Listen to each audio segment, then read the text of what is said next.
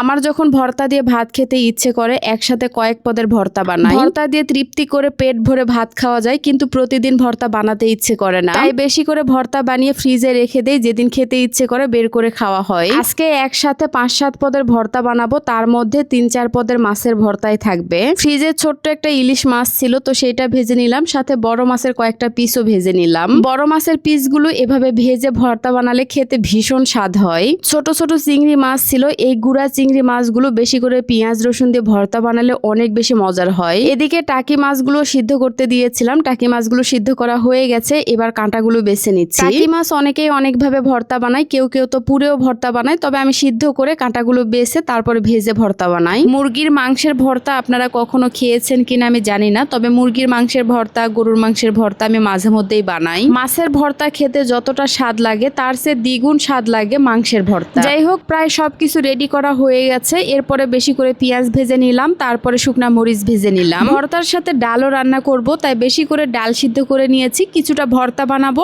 আর কিছুটা ডাল রান্না করব। মাছ মাংসের যে ডাল ভর্তা ভাজি এগুলো দিয়ে কিন্তু তৃপ্তি করে পেট ভরে ভাত খাওয়া যায়, আর আমার কাছে ডাল ভর্তা ভাজি অনেক বেশি পছন্দের খাবার।